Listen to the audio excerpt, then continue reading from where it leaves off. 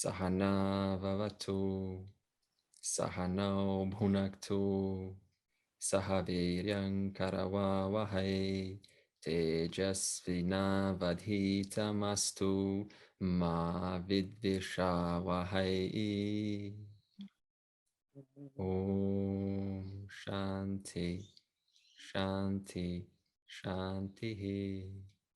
Let's continue living by revising chapter 15.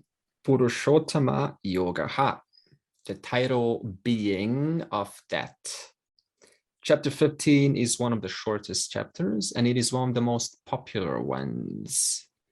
Why is it so popular? Because it encompasses the essence of all of the Upanishads. So if you're looking for a quick summary, a quick revision, a quick conglomeration of the highest wisdom available, it is all in chapter 15. And for that reason, it is the most chanted in the ashrams in India before eating. The fellow attendees will chant the entire chapter 15. So in a sense, you are having a revision of everything before eating.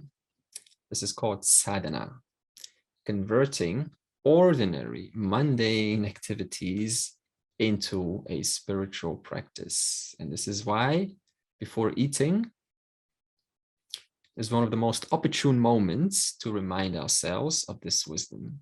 Do you eat? Yes, you do. If it's 3 times, if it's 2 times, if it's 1 time, one can translate those times into a beautiful reminder of what is important, what's the goal of life,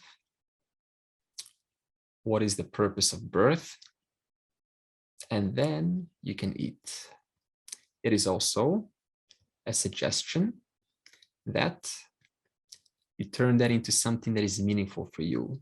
So you can say, Brahmarpanam Brahmahavihi, Brahmagno Brahmanahutam, Brahmevatena Gantavyam, Brahma Karma Samadhina. If you do not understand what that means, then you can convert that into English and you can say, let me remind myself, the food beholding before me is the Lord in the form of the food. The maker of the food in that kitchen over there is the Lord in the form of that maker in the kitchen. The digestive fire in the stomach is the Lord in the form of digestive fire. And the eater of the food that's about to devour it is also a Lord in a hungry format, a hungered version of the Lord. And then we eat. I'm going to use Swami Paramarthananda's structure for chapter 15. And he, along with myself, will take this chapter 15 into 5 parts for the sake of grasping what it's saying. 5 portions. The first portion is description of samsara. Okay, we need to recognize this world, okay, for the sake of familiarity, so it doesn't grab us so many times. It's only when you recognize something that it no longer has the power to grab. So first portion, description of samsara. The second portion is methods to reduce the grip of that samsara onto oneself. Okay, so first we get to know it. Second, we need to manage it intelligently, meaningfully. Manage it how so? According to the highest wisdom. The third section is satchit, the total reality. Satchit is in the form of the inert world over there, and also in the form of the jiva, both the right side and the left side. The fourth section is satchit, is called Purushottama. Purushottama means Uttama Purusha. Uttama means excellent, highest, greatest, best. And Purusha means person. So the highest person, the highest being is more accurate when you translate Purusha. And the fifth portion is the benefit of having ascertained that the total reality is in the form of the inert world and also in the form of the sentient being. What's the benefit of that for you? So let's talk about number one, description of samsara. This was mentioned in the first two verses. And Krishna here is going to borrow from Katha Upanishad 2.1.1 and Mundaka Upanishad 3.1.1. Krishna says the universe in the form of Ashwatha tree, comparing it to the peepal tree, comparing it to the fig tree. You know what an Ashwatha tree, a peepal tree, or a fig tree looks like? Imagine a big mushroom like that. Huge. With a big bark. And then turn it upside down to the roots are above. Inside the tree are branches. Higher branches, middle branches, and lower branches. What hangs out on the branches? Birds. Reference to the tree. What's the tree equated to? Huge tree, the universe. What are the birds equated to? The jivas, the body minds, walking about, guided by their samskaras, raga, dvesha. What do I like? What do I don't like? If I like a particular bird, I will go over to that tree, a higher tree. If I like a particular fruit, I will walk over to the other tree.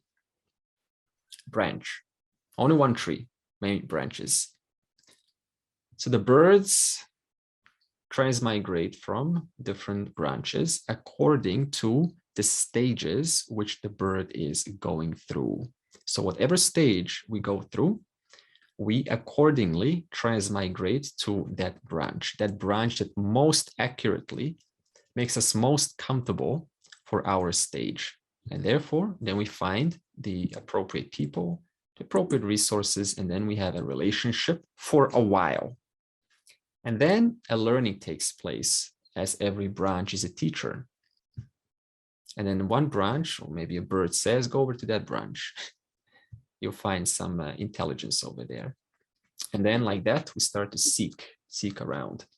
Now, depending on what the intention is of the person, they could be either seeking material objects, or they could be seeking the truth. What is the truth of this tree?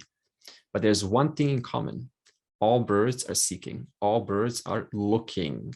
So it's not about going, oh, okay, you're looking, you know, you're still like a wanderer. Everyone needs to look. Just the nature of birth is to look, is to seek. But everyone's got a different intention. And that intention determines where you stand, like how wise you are, how mature you are, right? What kind of people do you talk to? What kind of books do you read? What kind of shows do you listen to? All of these words change our attitude and therefore changes our decisions, and decisions change what branch we go to, and what branch we go to depends on what experience we have. What experience we have depends on what we perceive. What we perceive reflects about what we know.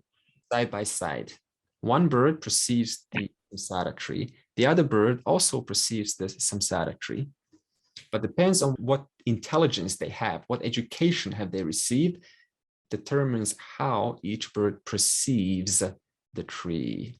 And this is something that we can all relate to. Two people side by side. One person says one thing about their experience. Another person says another thing about their experience. So it's not about what you go through, because the nature of the birds is to go from one branch to the other, to go left and right, up and down, but it is about how you perceive whatever happens to you. So suppose something that we would otherwise call unpleasant happens. It's happened. All right, now what? Or now what is we perceive it in a way that we can empower ourselves, right? What can I learn from this? What was the message for me, right?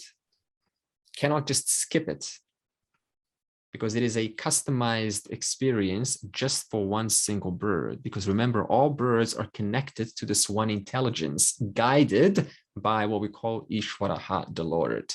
And therefore, every experience that happens to us is a lesson of itself. It depends on whether we look at it like that or we resist it.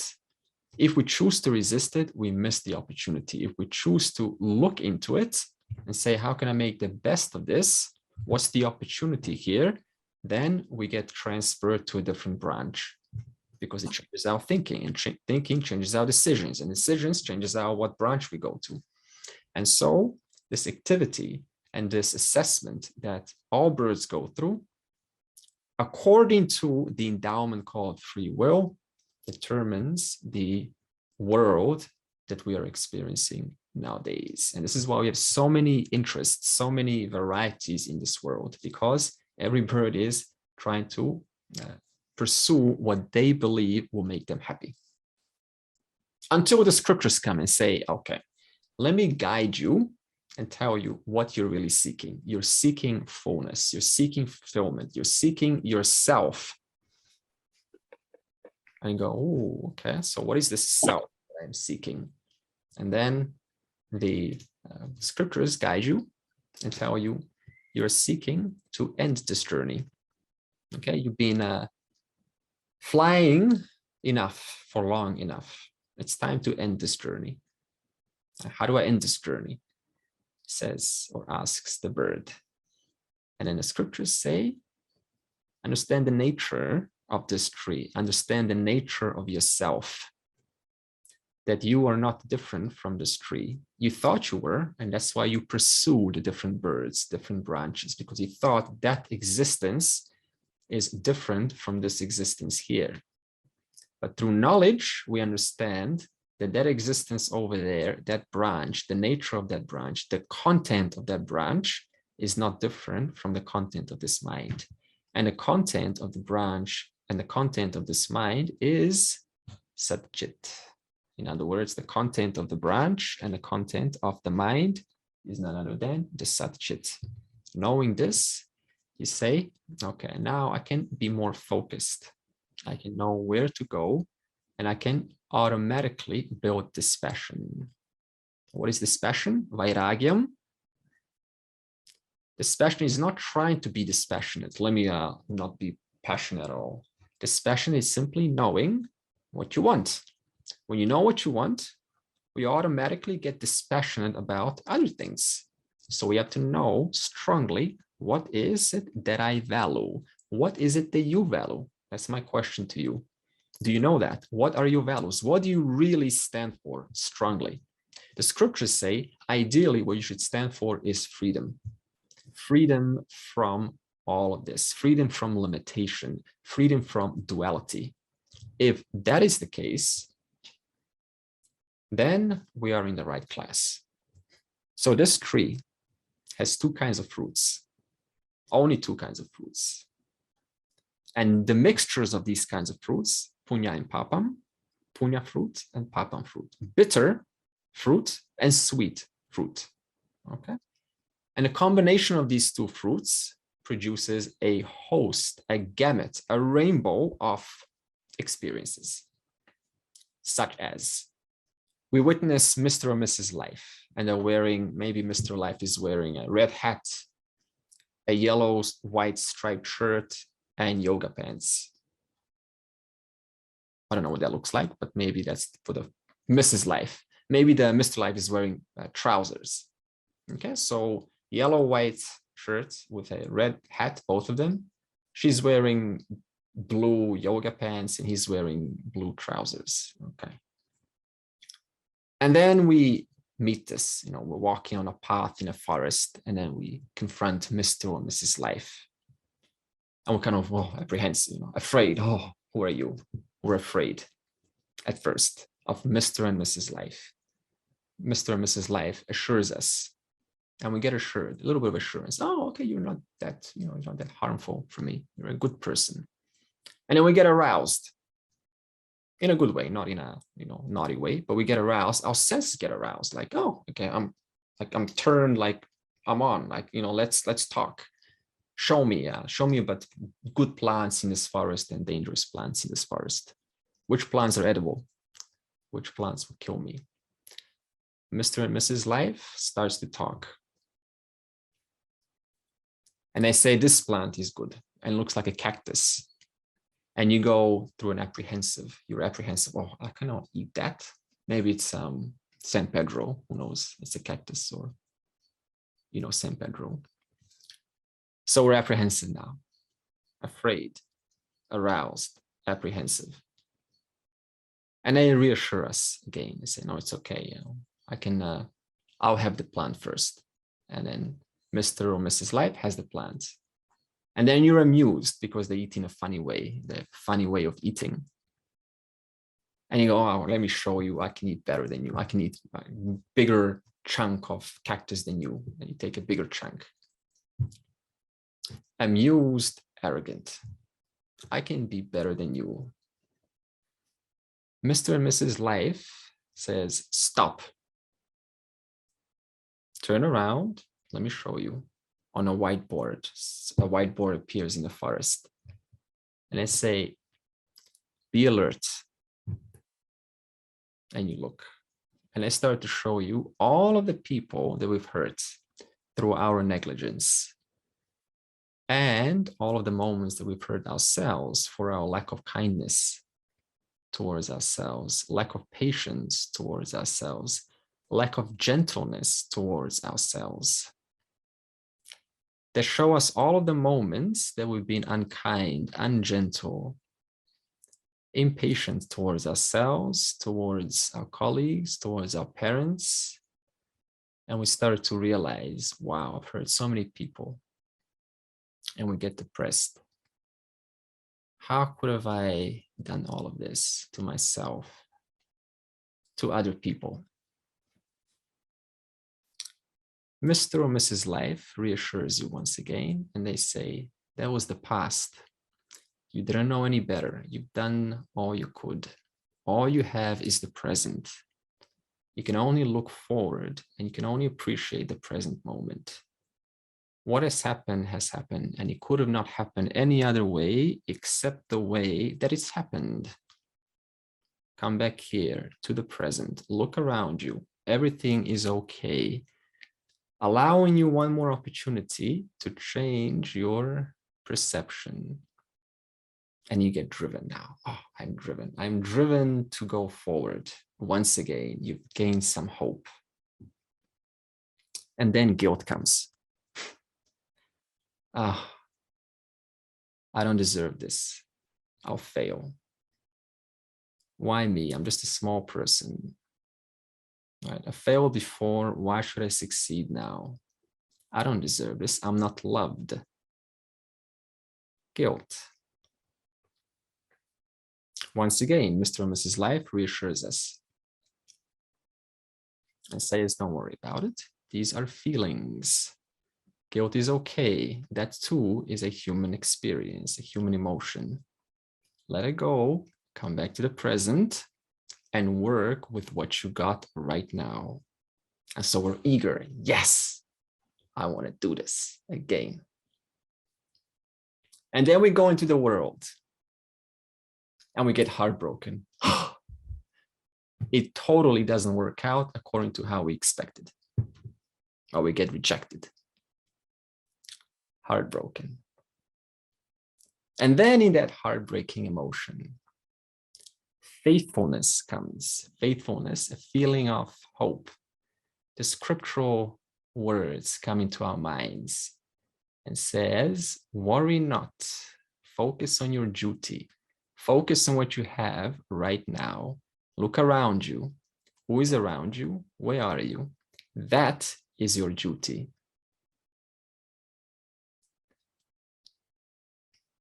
Now we have faith.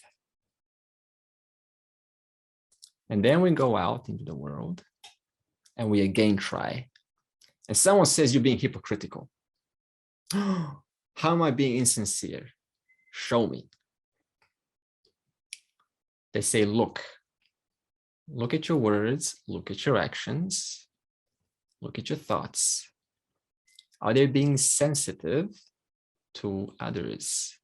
Are they addressing other human beings with emotions, with their right to exist? And so we then start to investigate our process, our inner process, our words and our decisions. We start to investigate our behavior. We start to get really mindful about what we say, how we act, how fast we move, how slow we move, how we sit, how we pay attention, how we look, where we look, how we write, how we go to bed, how we wake up. We start to investigate what words are coming out of this mouth. We start to investigate. And then we see someone over there who's got it all, seemingly so. And we get jealous. Oh, they're so much ahead of me. And then we start to investigate. What is jealousy? Jealousy is an emotion whereby I'm unable to accept the right of that person to be happy. I want it for myself. I'm being selfish. Instead of being glad for that person's happiness, I choose to make it about me. I choose to contrast myself. Maybe I could let that go, pending to my investigation. And then we get intrigued. How can I let it go? And then we come to class and we listen. And thus, this journey continues in such a way, which means that nobody has it one way or the other. No one is just having a pleasant experience or an unpleasant experience. There's not one individual in this world that has got it all or doesn't have it. It's a mixture, dukkam, sukham. And this mixture produces a wide gamut of experiences. So the question is, how do you and I deal with these experiences? What is the right approach with dealing with this vast gamut of experiences? So first of all, we need a reality check. If you're not going through this gamut, you're probably not alive. But we all are going through this gamut, this rainbow of experiences. And it's okay to go through it because that is what the human experience is about. Sometimes we're ahead, sometimes we're behind. But everyone has a mixture, living the mixture every day. Grahastha seems ideal. Sannyasa seems ideal. But it's not about what position you have right now. It is how you look at your position that you have right now. Okay? It's not about what job you have, what job you don't have, what house you got, what family you got, what family you don't have. If there are better members that should be in the family, if there are members that should be eliminated from the family, it's not about that. But rather how you perceive and where does perception happen from your standpoint. So all of the power is right there with you. Perception of the world is in your mind, and therefore that is what we address, the perception. Question is, how exactly do we do this? And that's where part 2 comes up. What's part 2? We talked about the nature of samsara. Now we talk about the 4 remedies to samsara. Verse 3 to 6 is part 2. 4 evergreen methods to manage our minds. Vairagyam, dispassion. Dispassion is an easy concept to understand if you know what you want, if you know what's important for you. So you're writing this down, thinking, and you're asking also, what is important for me? Right? Fully addressing, accounting the circumstances that you have. and the people that are around you, fully accounting all of that. But what is now important for you? Knowing that, you convert that into practice. And how do we convert that into practice? All of our actions are in the name of what is important for me. So if freedom is important to you, freedom, knowing thyself, knowing yourself, then consecrate all of the actions in the name of that value, in the name of that meaningful aim, that meaningful goal. So no matter what happens, right, pains, ups and downs, and the way that you manage it, all of that is in the name of that value, that highest goal, vairagyam, this passion. So this passion is not something that we build. It comes naturally by being focused. The proportion to our focus, the less focus, the more passionate. There's a compensation method. I want to compensate, right? I don't know what I want, so I'll compensate. I want this, this, this. So passion for so many things. If we know what we want, single focus, we become dispassionate automatically. So this passion is a natural human capacity of a mind that knows what it wants, that is in tune with itself, tune with its uniqueness, with its unique signature. Vairagyam is also relative freedom from tamasic tendencies. What are tamasic tendencies? Putting the world into a box, putting people into a box, putting family members into a box, putting our experiences into a box, putting our employers into a box, employees into a box, putting ourselves into a box. You know, I am a box. What kind of box am I? I don't know. Let me write a few words on there.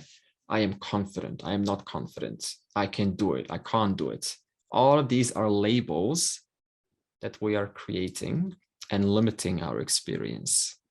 So we need to take all of these labels of our box and just destroy the box. Let the box, just throw the box away. So anytime we label, right? Anytime we try to label our experience, like, oh, I don't like myself. I like myself. Anytime we try to opinionate or put something that we see on TV or the media into a box, that is called a tamasic tendency. And what does this do? Every time we do it, it limits our experience. It limits our thinking. It closes the person down. It stops thinking, closes one's heart. So any behavior that one would feel ashamed of, right? If the world was watching you, suppose a camera was watching you right now, and you're conscious of that, and the whole world is watching your behavior. Anytime one feels self-conscious, knowing if the world is watching, that is a tamasic behavior.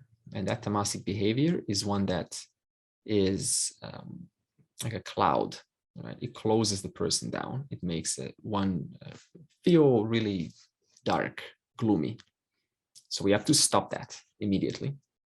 And then rajasic tendencies. Rajasic tendencies are whenever we are not in line with our swadharma, right? That is a rajasic tendency. Whenever you are in line with your swadharma, your duty right now, that is a sattvic tendency. So therefore, we convert all tamasic tendencies and all rajasic tendencies into sattvic tendencies. Why do I say convert? Because there's not one thing in this universe that you can eliminate. You cannot eliminate tamasic tendencies. We cannot eliminate rajasic tendencies, right? Those tendencies that just make us go out there and just, passion, rajaguna. We need to convert that. And how do you convert that? Go back to what is the definition of vairagyam? Knowing what you want. Okay. So always going back to what is it that I want? What is it that is important for me? And then we go there and we stay there. Therefore, we convert. We do not eliminate. How do you convert? Knowing what is important for you. And therefore, concentrate all actions onto that alone. Next one is sadgunaha. What is sadgunaha? A Vedantic friendly mind. Now, why do you need a Vedantic, a wisdom-friendly mind? Why do you need that? Because if we don't have a friendly mind, then the knowledge is not going to stick. And if the knowledge doesn't stick, it's not going to transform into a permanent identity shift, into a permanent transformation. It's going to be a temporary thing. And therefore, we need to adopt friendly virtues. And this was mentioned in verse 5. It said, Nirmana moha jita sangadosha in verse 5. And Krishna says this is freedom to demand respect. Now, this is important. There's nothing wrong, by the way, demanding respect at your job. Because if you don't have a sense of respect about yourself, right, how you're to be treated, then you're probably not going to receive the promotion. You're probably not going to be appreciated by the colleagues. So at a job or in a general society, there is a certain level that you uphold. That means I uphold myself as an individual. I have certain standards. That's called self-respect. But what is demanding respect in this context mean? It means that when you get out of that position, the person takes that identity into the world where it has no context whatsoever. So suppose you are maybe in some, like you're a teacher or something, and in the class, right, with your students, you have a certain level of, there's a certain level of respect. Now you go out of the class of your occupation and you expect other people who do not know who you are to treat you accordingly. Is that going to work? No. And that is called demanding for respect, right? I'm expecting those who do not know who I am to treat me according to those who know who I am. And therefore, Krishna says, eliminate this. As soon as one gets out of their occupation, they're a normal human being. They connect on those common values that we all share, family, and how are you, and what's going on, and so on. But there's no need to go beyond and take our occupational demands. Why would someone demand respect in the first place? Right? Because they don't feel loved right now. So how does one overcome this? One connects on those things that you have in common, right? One turns one's own need for love into, what can I give in this moment? What can I share in this moment? So we go from this, I want to be validated, I want to be respected, into, hey, let me focus on what is around me. What can I offer? What can I give? What can I contribute? The moment we do this whole demand for respect goes away. It is also important to understand this is not about keeping quiet, one of those goody-goodies, spiritual types that doesn't say anything, just so quiet, nobody knows about them. Are you ever going to attract opportunities if you're totally quiet because, hey, you don't want to demand respect, you're just being quiet? Well, let me ask you this question. Is it not true that everything you have in your life right now was because you advertised yourself at some point in the past, right? You put yourself out there. So in other words, there's a certain place of promoting oneself, advertising oneself. But it doesn't mean that one goes by force. To go by force is demanding respect. But it doesn't eliminate the fact that you still need to go out there and show yourself and open yourself up to the world, because all of those moments where you've opened yourself up to the world is because why you're here now. Isn't that true? It was not because you were quiet. It was not because you were, I don't want to say anything. It was because you were actually, hey, I'm here, right? Let's go. Let's do something. I'm over here. And therefore, that leads you to the next opportunity. So we have to balance this, demanding for respect versus just having that sense of self-worth, that self-value. And therefore, we keep that clear. We don't mix the two up. Number 4 was Sharanagati. Sharanagati, surrender. Suppose you're Krishna's flute right now. Suppose all of us are Krishna's, the Lord's flute, right? And what does the Lord do? What does Krishna do with the flute? He plays the flute. And what comes through the flute? A melodious song, melodious tune. Now suppose that your flute is not polished, and then the Lord tries to play the flute.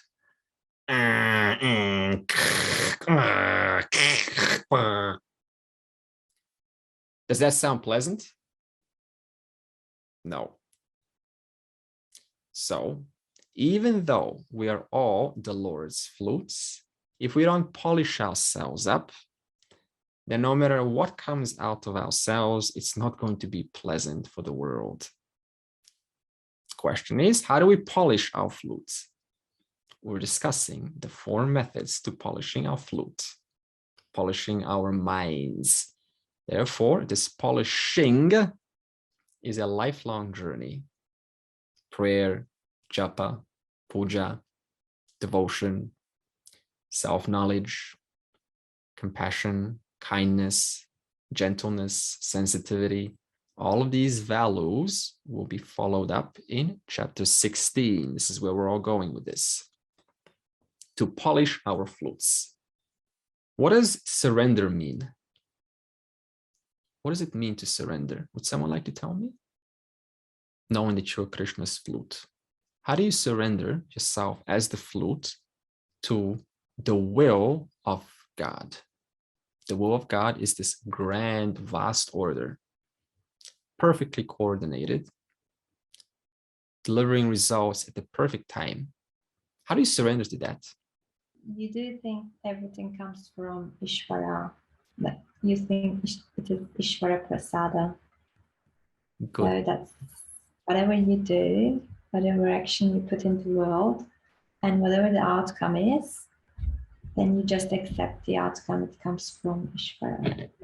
Good. So God is talking about whatever actions or circumstances or phenomena get presented before us, like phenomena, new phenomena, right? Every phenomena is like the Lord saying, hey, I'm here, address me, work with me.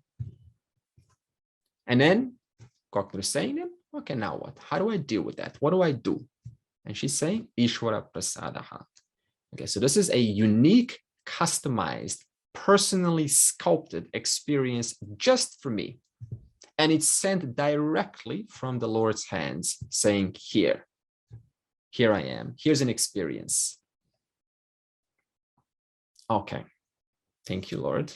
I may not understand what this means. I may not understand what's the purpose of this. I may not even like it, or I may. But it is still a unique experience just for me, no one else. It's a gift. It's literally a gift.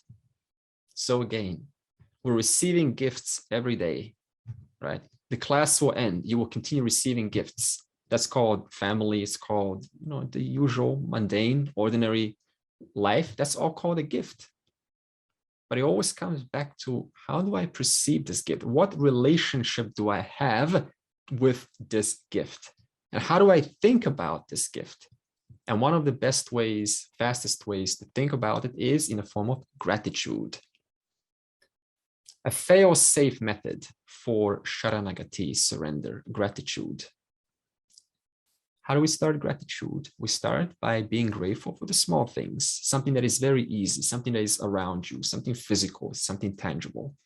And then you can start slowly expanding. I'm so lucky and thankful to indeed be living one more day for my health and for my spouse and for my children, for my grandchildren and for my employer and for my house and for my country, right? To be alive, a chance to recognize what is all of this, right? What is the nature of all of this? I'm so lucky to be in a position to actually have that opportunity, to have this healthy brain, to have a healthy heart, a healthy immune system. I'm so lucky that my parents, whoever they were, however they were, right? Maybe they have passed away, maybe they're still alive. However they were, still I'm lucky to be born in their, to be held by them. Doesn't matter what attitude they have, what kind of intelligence or personality they have. It doesn't matter. At least you're here. You could have been somewhere else, but you're here now. Present moment. How do I work with the present moment? Gratitude, appreciative of what is presented before me. Ishvara Prasadaha. Okay. So we are having this constant relationship with what is presented before me, including dharma, including punya papa. All of this is this one intelligence perfectly coordinating what is to happen, how it's to happen, why it's to happen, because of what it's happening, what caused it to happen. And this is the moment that it's meant to happen right now. So many variables have taken place, and here it is. What is my relationship with that? That is your opportunity for devotion. What is devotion? Taking an ordinary, mundane moment and having a divine relationship with it through your perception, how you think about it. Clients, the shopkeeper, people on the street, everything in our life is an opportunity for devotion, for surrender. There's no question of going to a certain place to surrender, to the church, to the mosque, to the wherever it is always available to us right now.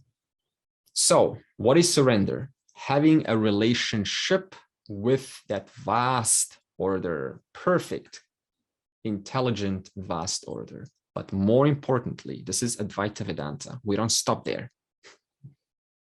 More importantly, an intellectual appreciation comes in. And what is that intellectual appreciation? That there is one common identity between myself, the individual, and Ishwaraha. And what is that common identity? Sat and Chit. Because we both sat, we both exist. The fact that I'm appreciating means I exist. The fact that that has been presented before me in the perfect timing implies it exists. We both share Sat, also both share Chit.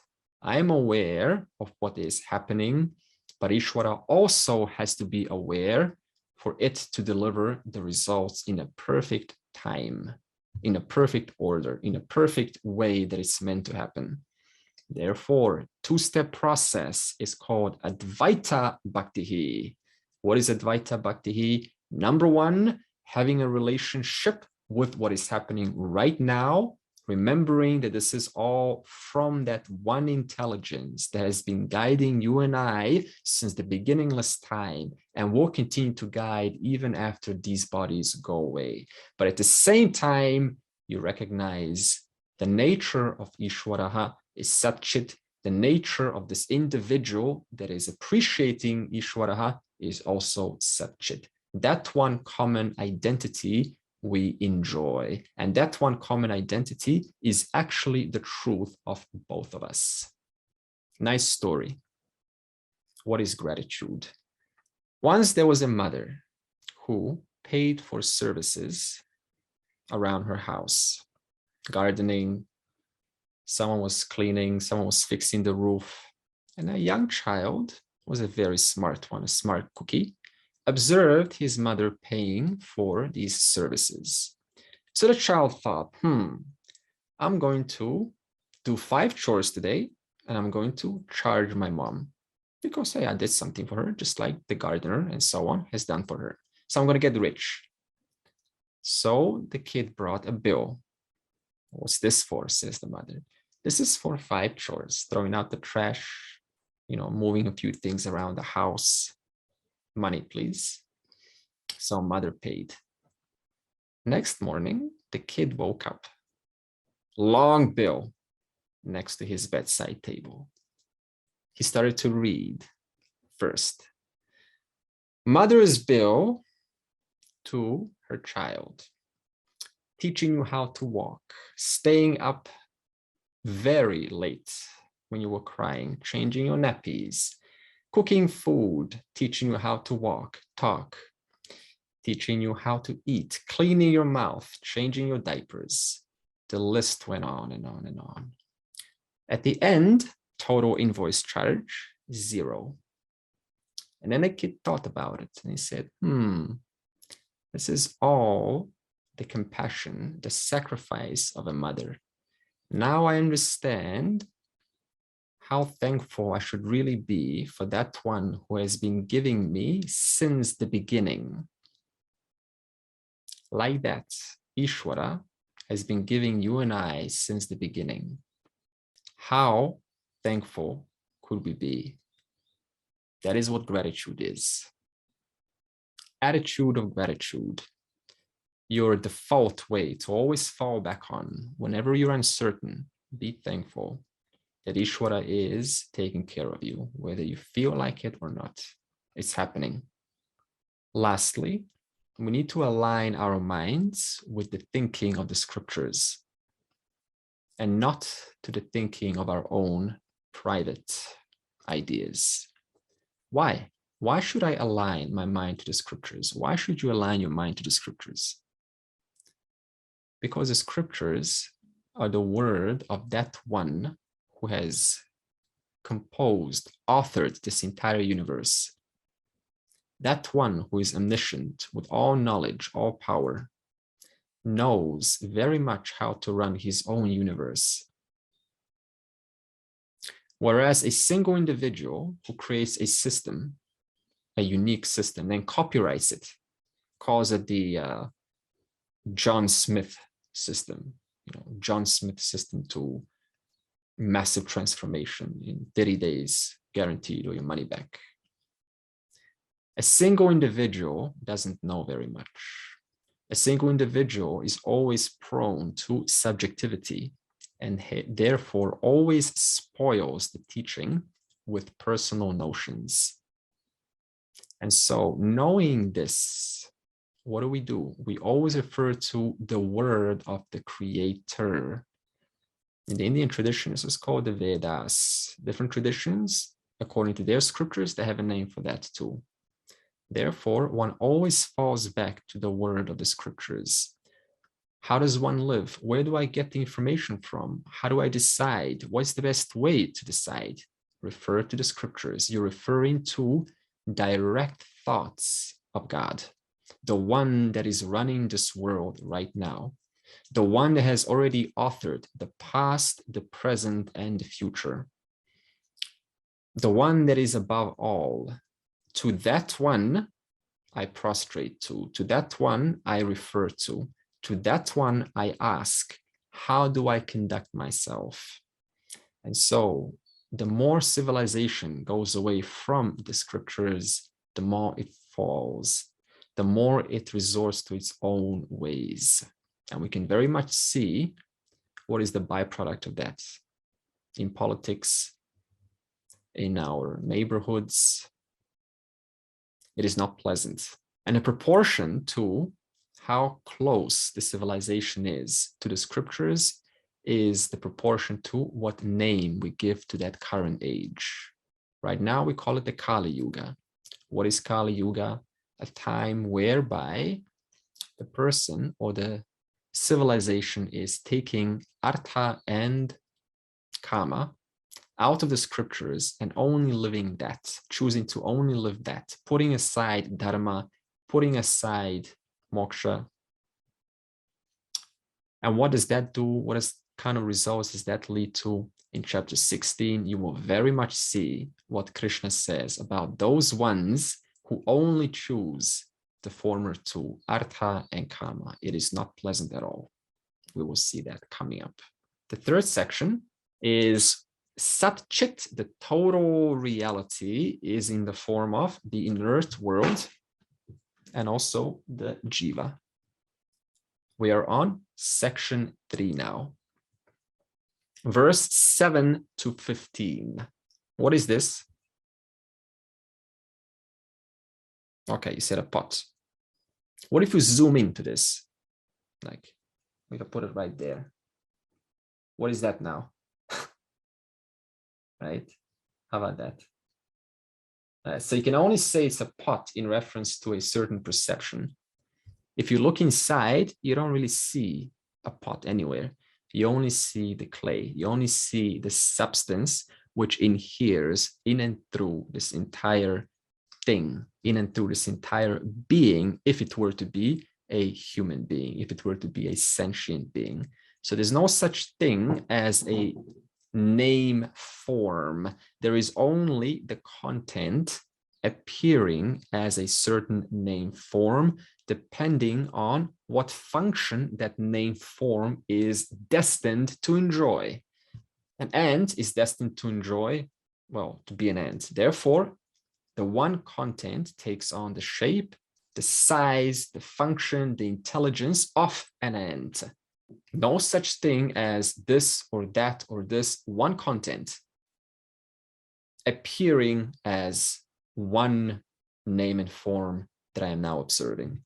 And if I look into that name and form, what do you find? You cannot really find that name and form. You can't really even find the pot. You cannot even really find the clay. The more you look, the more names, forms pops up.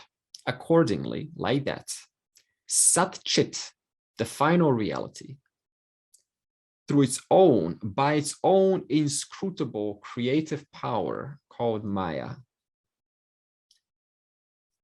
appears as both the gross and the subtle names and forms of the universe. Gross means the inert objects.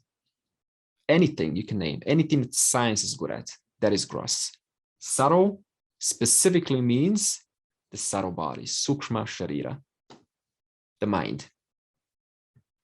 So satchit, through its inscrutable power of Maya, appears as these infinite names and forms, both in their gross and subtle aspects. Now, what do we call the totality of all of these names and forms? Suppose we take all of the names and forms in the universe and you put them together and you want to give them another name and form, another name. What would you call that? You call it Ishwaraha. Okay. So you take all of the names and forms of this universe in different worlds, including time and space, and you give it another name and form called Ishwaraha. So what does this mean? There's no such thing actually as Ishwaraha. There's no such thing as God. There's no such thing as Lord. There's no such thing as Jiva. What? Then why do we create such names? Why do we bring in Bhagavan? Why do we bring in the divine? Why do we bring in all of these names and forms, including Ishwaraha, another name and form? Because the mind that is listening, that is trying to understand the total reality, this mind right now, that mind, it cannot grasp Satchit Brahman. Because Satchit Brahman is not objectifiable. It cannot be put inside the mind. It's called a thought. That's not Satchit. The mind cannot grasp Satchit Brahman. Why? Because the very content of the mind that is trying to grasp is Satchit Brahman. The final reality is already obtaining in and through your entire mind, appearing as your mind, appearing as your thoughts, appearing as your emotions, appearing as the person. One content obtains throughout the entire mind. So now where's the question of saying I'm not the mind? Where's the question of saying I'm not my thoughts? I'm not my emotions? The content of every thought is Satchit. The content of every emotion is Satchit. The content of all of your memories is Satchit. So where is the question of eliminating thoughts? Discounting thoughts? It's an understanding. And what is that understanding? That I need not do anything about my thoughts, about the person. Because whatever I'm trying to work with, I'm only working with Satchit Brahman. The one content obtaining and appearing as that very name and form. The mind cannot grasp Satchit because the very mind is already Satchit. Just like the wave cannot grasp the water. Why not? The wave in the ocean. Why can the wave not grasp the water? Because the water is already obtaining in and through the entire being of that wave. So how is the wave going to grasp the water when it's already the wave? No matter what it tries to grasp, it's pointless, because even the action of grasping is the water. Even the thought I want to grasp, even the content of that very thought is the water. Even the thought, yeah, but have I really grasped it? Even every letter, yeah, but but grasped it. Even the content of those letters is water. So what's the way we're going to do then? This is what we call giving up the need to do anything. It's an understanding. It doesn't matter what your life is. It doesn't matter what you're going through. It doesn't matter what the story is of that individual. That story is a mere name and form appearing by the blessing of this inscrutable power of Maya, which has been going on since beginningless of time. And this individual that is listening right now is very much within that order right now, hearing the satchit in the form of these words. When this class ends, this individual will be observing satchit in the form of my daughter, my son, my spouse, my wife, my husband, the food. As long as one thinks I need to address things in my life, there is no freedom. Moksha means giving up the need to address. What am I addressing? Like the water trying to address the wave trying to address the water. It is the water already. It doesn't make sense. Therefore, one owns up to the fact that every thought is already satchit. What about time? What is time?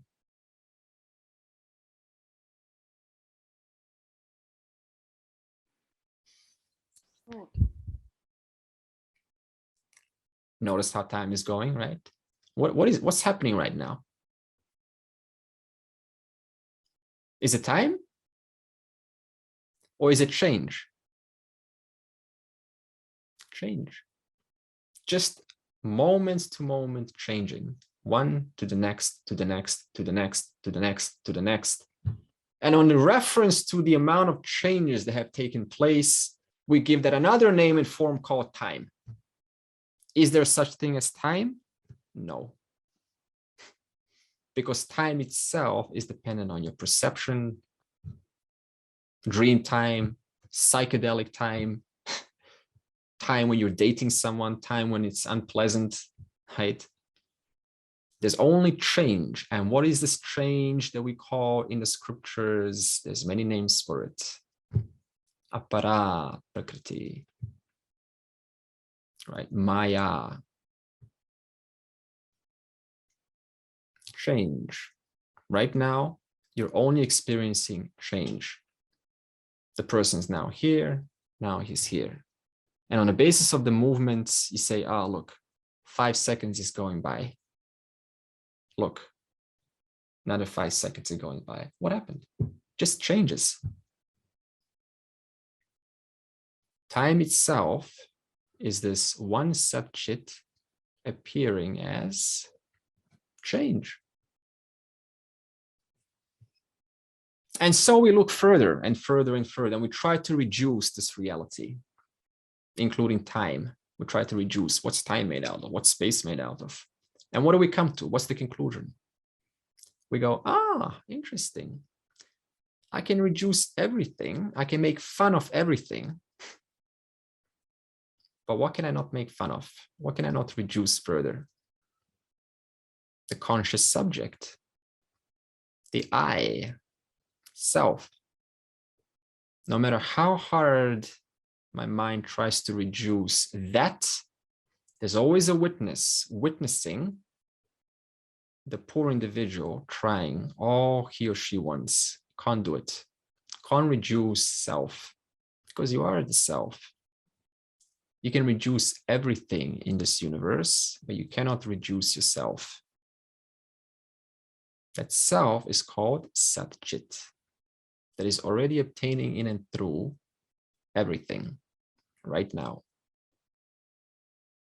And what relationship I have with that, that's called devotion. Now, some technicalities. and satchit. What is the relationship between names and forms and satchit? Namaruupa. What is Namaruupa? A product of the inscrutable creative power of Maya appearing as names and forms in both gross and subtle names and forms.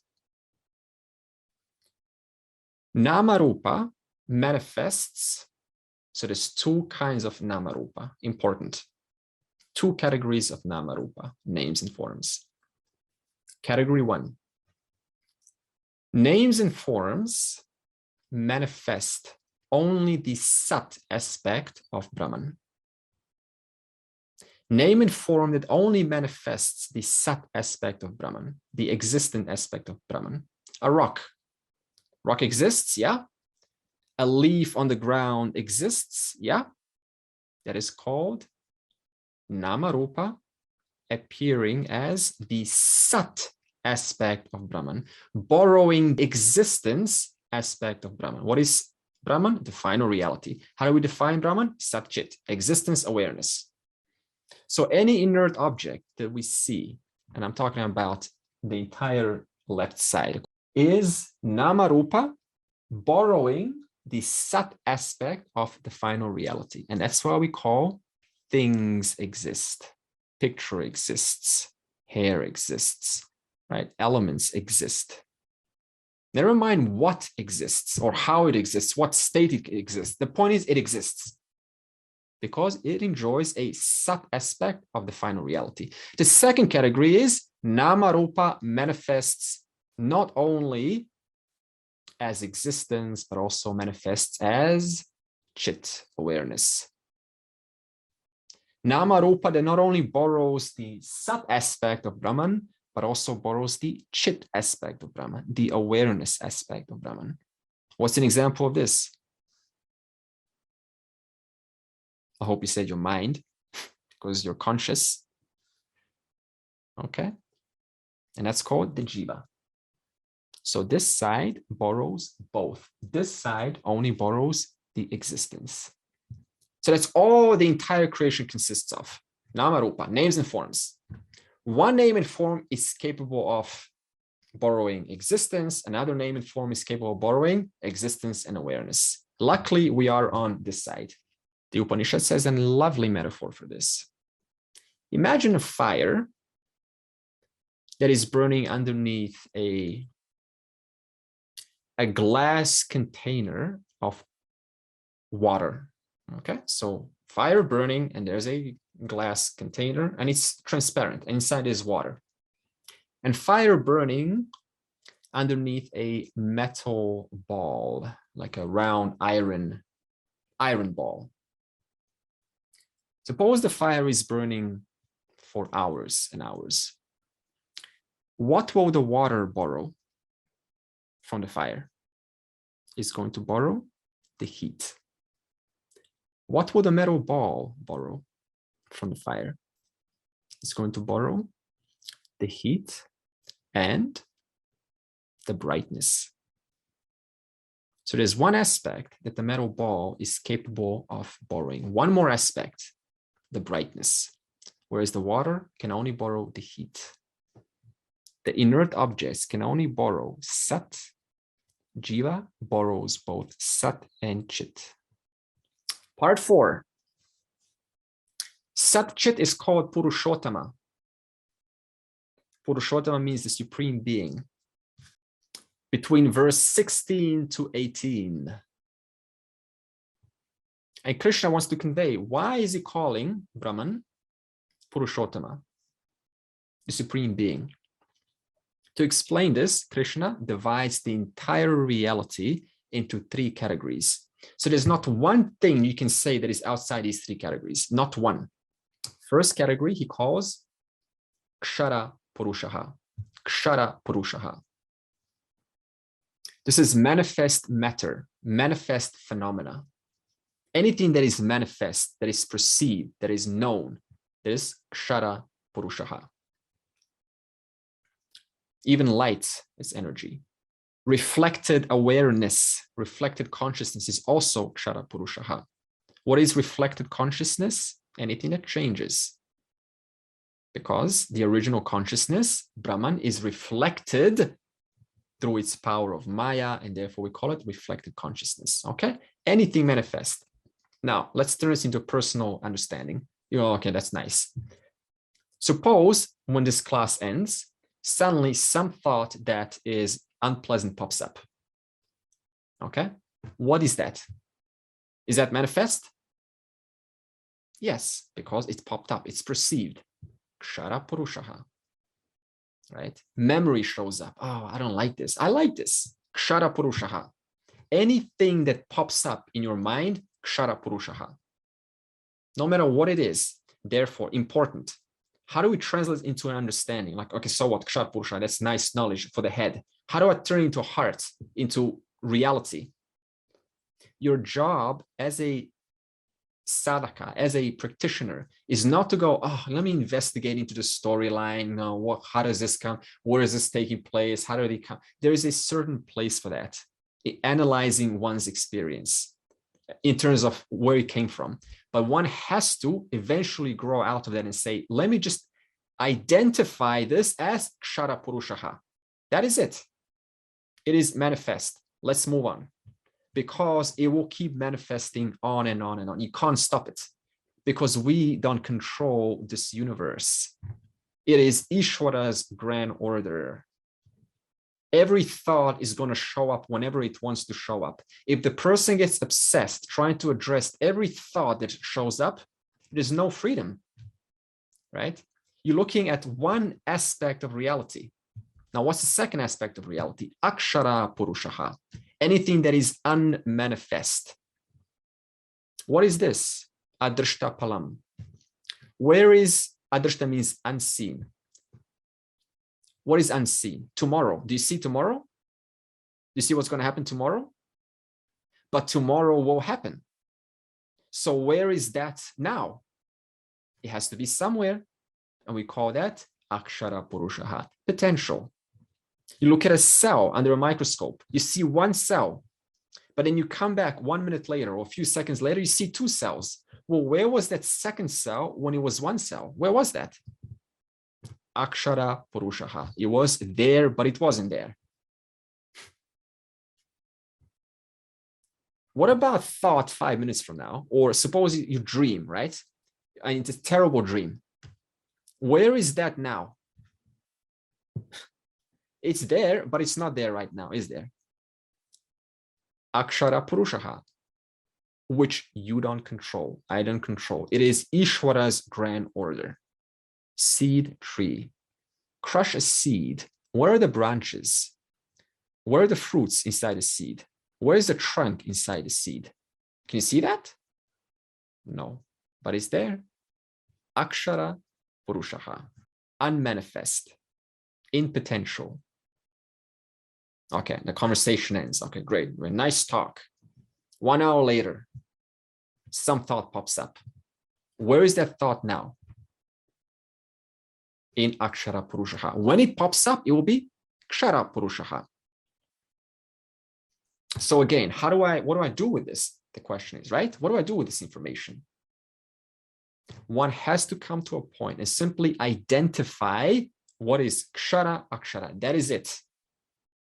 There was certainly a time for getting involved and treating one's thoughts and going, oh, let me work on that. But one has to grow out of that eventually because that will never end. Okay, this is called objectivity. Advaita is also called yoga of objectivity, simply seeing things what they are.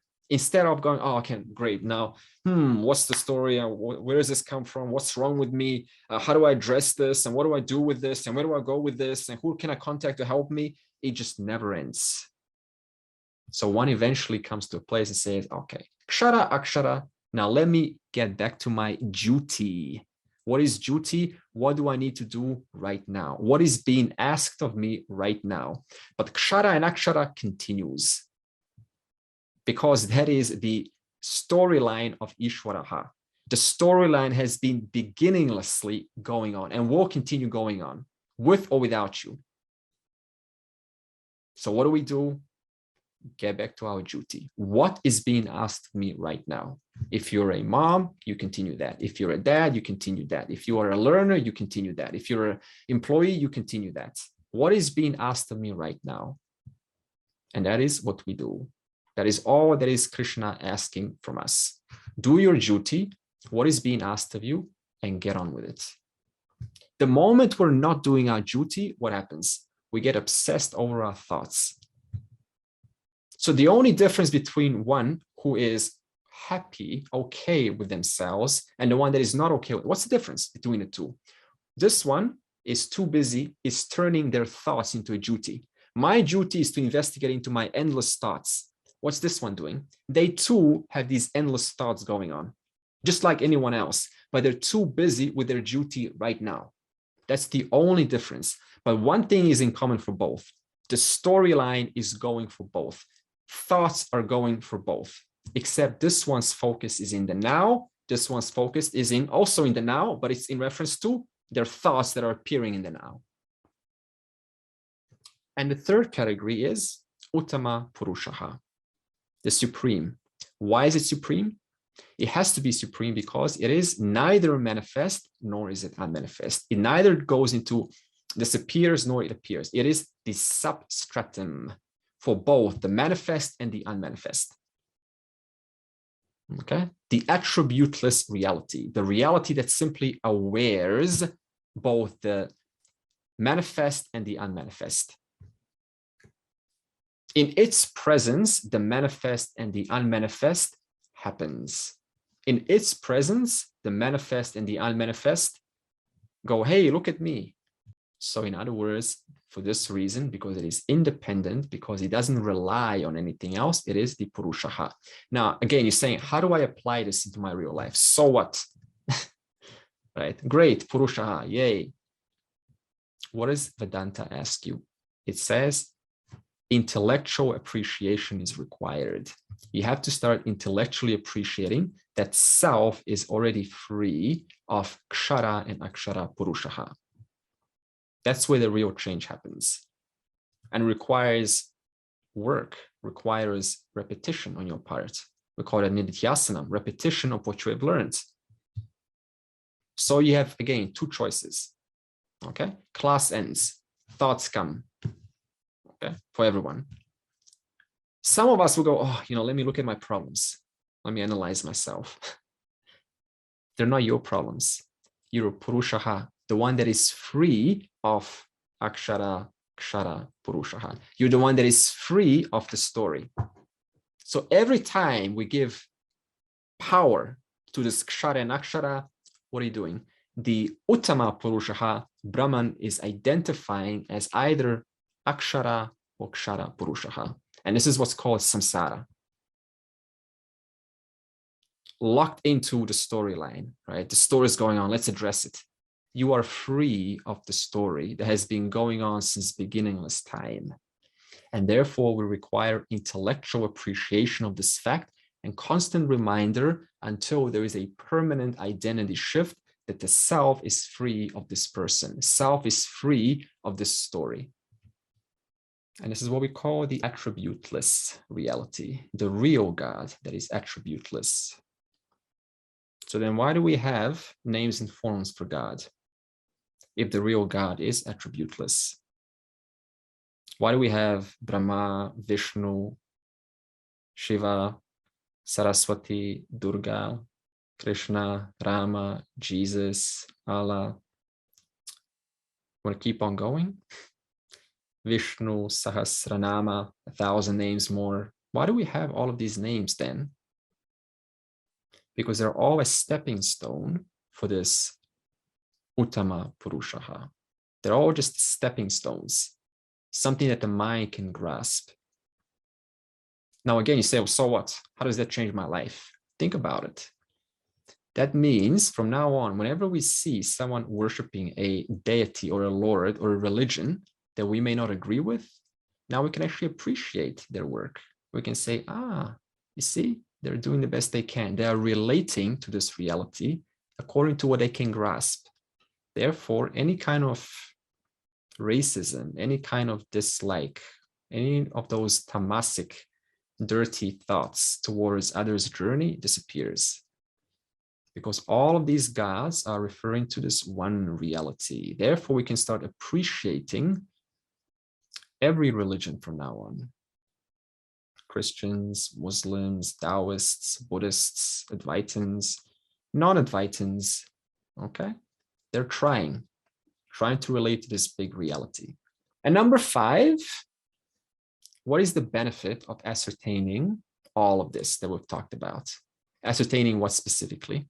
How does intellect appreciation gets converted into actual experiential identity shift? Again, how does intellectual appreciation get converted into an actualized identity shift? The answer is like anything else. How did you learn any skill that you're good at right now? How? Did you just open up a book, listen to the instructor, and then walk out of the class and go, yay? No, it took you years of contemplating, of being in that field, of munching over that until it became part of you, until it became integrated. Like with anything else, there's no other way to actualize it. Repetition, interest, and more repetition and more interest. What benefits does it have? This was in verse 19 to 20. So section 5, last one, verse 19 to 20. What's the benefit? We need not intellectualize what the benefits are. It becomes very obvious the more a person starts to involve themselves in this. But Vedanta will say freedom from limitation, freedom from one's sense of need to constantly attend to their story. Recognition that self is free of all of this. That is the benefit. Thus ends the chapter 15 summary. Next week, we will commence chapter 16, which will talk about and answer this very question, converting intellectual appreciation into actualization. What is required? Living a certain lifestyle, perceiving the world through a certain method, through certain values. And these values will be expounded in chapter 16. And we will also learn how not to perceive the world. What are those values that actually take away this knowledge? What are those values that serve as a separator between our goal? The ones that separate, the ones that put themselves in between and then stretch out. And so we remain separate. What are those values that keep us separate from devotion, from this recognition? What are they? We need to know. Andre, I was just wondering, can Maya be called universal upadhi?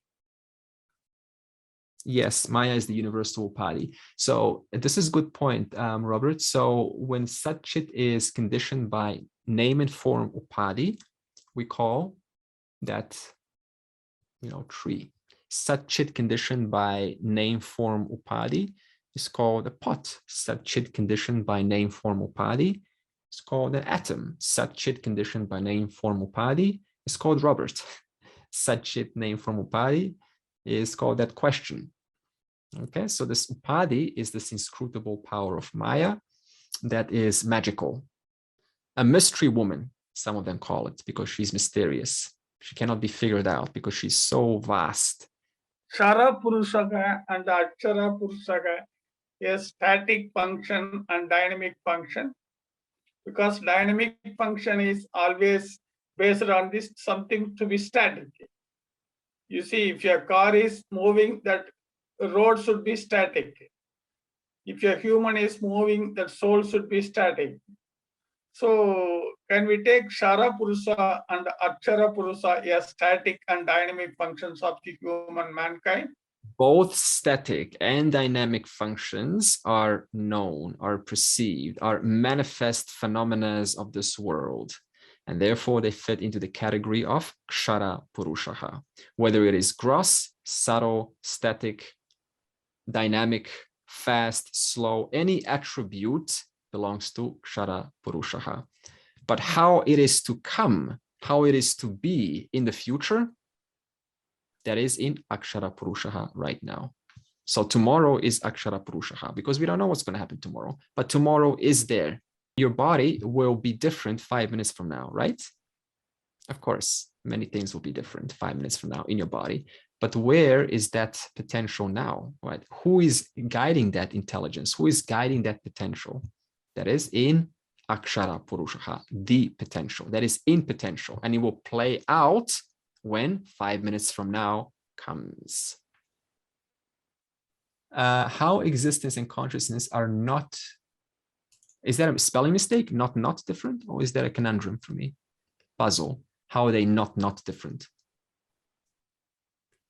They're the same. They're just looked at from two different standpoints. Okay. So to understand, to help us understand the final reality, we give another name and form called consciousness, another name and form called existence, and then we say existence, consciousness. Sarve bhavantu sukhinaha. Sarve santu niramayaha, sarve bhadrani pashyantu, ma kaschit dukkha bhag bhavet. Om Shanti, Shanti, Shanti.